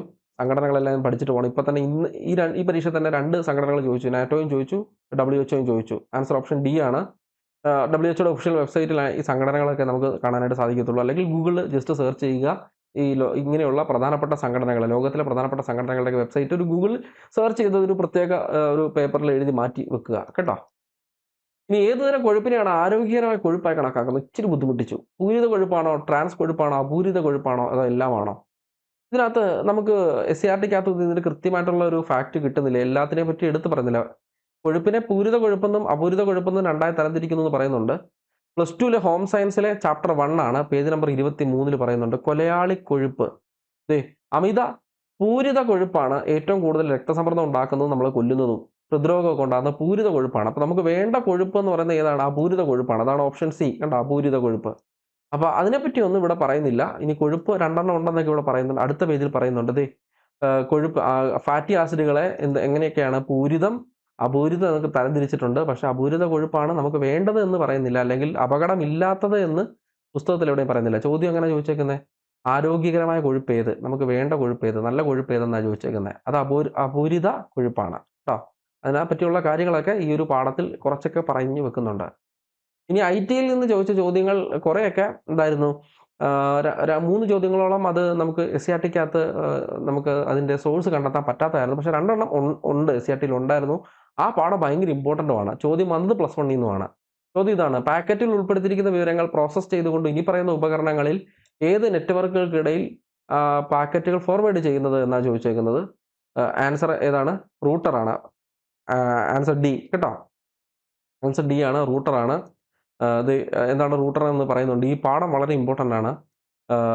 NCERT +2 യൂണിറ്റ് 11 കേട്ടോ. NCERT +2 യൂണിറ്റ് 11 കമ്പ്യൂട്ടർ ശൃംഖലകൾ എന്ന് പറയുന്ന ഈ ഒരു പാഠം വളരെ ഇമ്പോർട്ടൻ്റ് ആണ്. അത് നോക്കിയിട്ട് പോകണം. മറ്റൊരു ചോദ്യം ചോദിച്ചത് ഇതും ഇമ്പോർട്ടൻ്റ് ആണ്. ഡാഷ് ഒരു നിർദ്ദിഷ്ട പ്രശ്നം പരിഹരിക്കുന്നതിനോ അല്ലെങ്കിൽ ഒരു നിർദ്ദിഷ്ട ജോലി ചെയ്യുന്നതിനോ രൂപകൽപ്പന ചെയ്തിട്ടുള്ളതാണ്. ഏത് സോഫ്റ്റ്വെയർ ആണ്? ഏത് സോഫ്റ്റ്വെയറിനെ പറ്റി പറയുന്നത്? യെസ്, ഓപ്ഷൻ എ ആണ്, ആപ്ലിക്കേഷൻ സോഫ്റ്റ്വെയർ അല്ലേ. ഈ പാഠവും ഇമ്പോർട്ടൻ്റ് ആണ്. +1 യൂണിറ്റ് 3 കേട്ടോ. +1 യൂണിറ്റ് 3 കമ്പ്യൂട്ടർ സിസ്റ്റത്തിന്റെ ഘടകങ്ങൾ, പേജ് നമ്പർ 117 കേട്ടോ. 117 +1 യൂണിറ്റ് 3. അപ്പറയും നമ്മളൊരു പറഞ്ഞിട്ടുണ്ട് +2 യൂണിറ്റ് 11 കമ്പ്യൂട്ടർ ശൃംഖലകൾ. ഇത് +1 യൂണിറ്റ് 3 കമ്പ്യൂട്ടർ സിസ്റ്റത്തിന്റെ ഘടകങ്ങൾ. അതിനകത്ത് ആപ്ലിക്കേഷൻ സോഫ്റ്റ്വെയർ എന്താണെന്ന് ഇവിടെ കൃത്യമായിട്ട് പറഞ്ഞു നോക്കുന്നത്. ഒരു പ്രത്യേക ആവശ്യത്തിനായിട്ട്, ഒരു നിശ്ചിത ആവശ്യത്തിനായിട്ട് വികസിപ്പിക്കുന്ന സോഫ്റ്റ്വെയറുകൾ എന്ന് ആദ്യത്തെ വരിയിൽ തന്നെ പറയുന്നുണ്ട്. അതായിരുന്നു നമ്മുടെ ചോദ്യമായിട്ട് വന്നത് കേട്ടോ. ഇനി ബാക്കി 3 ചോദ്യങ്ങൾ IT-യിൽ നിന്ന് ചോദിച്ചത് നോക്കുക. ഇത് നമുക്ക് SCRTക്കകത്ത് സോഴ്സ് ഇല്ല. ഇത് കമ്പ്യൂട്ടറുമായി ബന്ധപ്പെട്ട സെക്യൂരിറ്റി പ്രോബ്ലംസ് ഒക്കെ ആയി ബന്ധപ്പെട്ട ജനറൽ വിവരങ്ങളാണ്. സെൻസിറ്റീവായ ബാങ്ക് പേയ്മെന്റ് വിവരങ്ങൾ ആവശ്യപ്പെട്ട ഏതെങ്കിലും അജ്ഞാത വ്യക്തി, സ്ഥാപനം വിശ്വസനീയവും ആകർഷകവുമായ രീതിയിൽ നിങ്ങൾക്ക് മെയിൽ അയക്കുമ്പോൾ ഇതിനെ ഫിഷിംഗ് എന്ന് വിളിക്കുന്നു. പിന്നെ ചോദിച്ച അടുത്ത ചോദ്യം ഡാം ഒരു ഡാഷാണ്, മാൽവെയർ ആണ് ഡാം. പിന്നെ യഥാർത്ഥ ലോകത്തെ വെർച്വൽ ഒബ്ജക്റ്റുകൾ ഓവർലൈഡ് ചെയ്യാൻ അനുവദിക്കുന്ന സാങ്കേതിക വിദ്യയുടെ പേര് ഓഗ്മെന്റഡ് റിയാലിറ്റി. ഇതെല്ലാം നമുക്ക് SCRTക്കകത്തൊന്നും നമുക്ക് വിവരങ്ങൾ കിട്ടത്തില്ല. മറ്റ് സോഴ്സുകളിൽ നിന്ന്, IT-യുമായി ബന്ധപ്പെട്ട് മറ്റ് സോഴ്സുകളിൽ നിന്നാണ് ചോദ്യം വന്നിട്ടുള്ളത്. ഇത്രയുമാണ് GK-യുമായി ബന്ധപ്പെട്ട സോഴ്സ് എന്ന ഒരു ടോപ്പിക്കിൽ നിന്ന് പറയാനായിട്ടുണ്ടായിരുന്നത്. വളരെ പെട്ടെന്ന് പറഞ്ഞു പോയതാണ്. ഓരോന്നും ഡീറ്റെയിൽ ആയിട്ട് നിങ്ങൾക്ക് ക്ലാസ്സുകൾ, അനുബന്ധ വിവരങ്ങളുടെ ക്ലാസ്സുകൾ വരും ദിവസങ്ങളിലായിട്ട് കിട്ടും. ഓരോ വിഷയവുമായി ബന്ധപ്പെട്ട അനുബന്ധ വിവരങ്ങളുടെ ക്ലാസ്സുകൾ നിങ്ങൾക്ക് ഡീറ്റെയിൽ ആയിട്ട് വരും ദിവസങ്ങളിൽ കിട്ടും. ജോഗ്രഫിയുടെ, ഹിസ്റ്ററിയുടെ, പൊളിറ്റിയുടെ, എക്കണോമിക്സിൻ്റെ നിങ്ങൾക്ക് കൃത്യമായിട്ട് ക്ലാസ്സുകൾ കിട്ടും. അത് നിങ്ങൾ പഠിക്കുക. അവിടെ അധ്യാപകർ പറയുന്ന അനുബന്ധ വിവരങ്ങളും അവർ പറയുന്ന ചാപ്റ്റേഴ്സും കുറച്ചും കൂടെ ഊന്നൽ കൊടുക്കുക. ഞാൻ പെട്ടെന്ന് ഈ ചോദിച്ച ഒരു 10-40 ചോദ്യങ്ങൾ ഞാൻ നിങ്ങൾക്ക് GKയിൽ നിന്നുള്ള ചോദ്യങ്ങൾ ഒരു 40-നടുത്ത് ചോദ്യങ്ങളുടെ സോഴ്സ് പറഞ്ഞു തന്നിട്ടുണ്ട്. അത് നിങ്ങൾ നോക്കിയിട്ട് പോവുക. ആ പാഠങ്ങളൊക്കെ ഒന്ന് നോക്കുക. നമ്മൾ തന്നെ സ്വയം ഒന്ന് അനലൈസ് ചെയ്യുക. ഏത് എക്സാം ഒന്ന് അനലൈസ് ചെയ്യുക. ഞാൻ ആദ്യം പറഞ്ഞ കാര്യം തന്നെ വീണ്ടും ആവർത്തിക്കുന്നു. ചോദ്യം നല്ല ബുദ്ധിമുട്ടായിരുന്നു. അപ്പോൾ അത് നിങ്ങൾ വിഷമിക്കേണ്ട. ആരും മാർക്ക് കുറഞ്ഞു പോയവർ ബുദ്ധിമുട്ടാവുന്ന സാഹചര്യത്തിൽ എല്ലാവർക്കും ഒരേപോലെ മാർക്ക് കുറയുമല്ലോ. ചോദ്യം എളുപ്പമാവുന്ന സാഹചര്യത്തിൽ എല്ലാവർക്കും ഒരേപോലെ മാർക്ക് കയറും. അപ്പോൾ അതുകൊണ്ട് കട്ട് ഓഫ് ഒക്കെ നല്ലപോലെ താഴ്ന്നു വരാനുള്ള സാധ്യതയേ ഉള്ളൂ. അപ്പം ആരും വിഷമിക്കേണ്ട, ടെൻഷൻ അടിക്കേണ്ട. ബുദ്ധിമുട്ടായിരുന്നു. നിങ്ങൾക്ക് ബുദ്ധിമുട്ടായതുപോലെ തന്നെ നിങ്ങളുടെ കൂടെ പരീക്ഷ എഴുതിയ എല്ലാവർക്കും തന്നെ, അല്ലെങ്കിൽ ഭൂരിഭാഗം ആളുകൾക്കും, കുറച്ച് വരെ എക്സെപ്ഷണൽ ആയിട്ടുള്ള ആളുകളുണ്ട്. അവരെ നമുക്ക് മാറ്റി നിർത്താം. ചിലർ വളരെ എളുപ്പമായിരുന്നെങ്കിലും ഒത്തിരി ബുദ്ധിമുട്ടാണെന്നേ പറയത്തുള്ളൂ. ചിലർ ഭയങ്കര ബുദ്ധിമുട്ടായിരുന്നെങ്കിലും കുഴപ്പമില്ലെന്ന് എളുപ്പമാണെന്നും പറയും. അതുകൊണ്ട് ആളുകളെ നമുക്ക് അങ്ങനെ കണ്ണടച്ച് വിശ്വസിക്കാൻ പറ്റത്തില്ല. നമ്മളെ വിശ്വസിക്കാൻ മാത്രമേ ചെയ്യാൻ പറ്റത്തുള്ളൂ. നമുക്ക് ചോദ്യം ഒരു പരീക്ഷ ബുദ്ധിമുട്ടായിരുന്നു എന്നുണ്ടെങ്കിൽ അത് ബുദ്ധിമുട്ടായിരുന്നു. നമ്മൾ അത്യാവശ്യം പഠിച്ചിട്ട് പോയവരാണെങ്കിൽ അത് ബുദ്ധിമുട്ടാണെന്ന് തന്നെ ഉറപ്പിക്കുക കേട്ടോ. അങ്ങനെ തന്നെ ഉറപ്പിക്കുക. എന്താണ് പ്രതീക്ഷയോടെ ഇരിക്കുക. നമുക്ക് നമ്മുടെ മാർക്ക് ഓക്കെ ആണ് എന്നുള്ള ഒരു പ്രതീക്ഷയോടെ മുമ്പോട്ട് പോവുക കേട്ടോ. അപ്പോൾ ഇത്രയും ഇന്നത്തെ ഒരു സെഷനിൽ എനിക്ക് പറഞ്ഞു തരാനായിട്ടുള്ളായിരുന്നു. Thank you.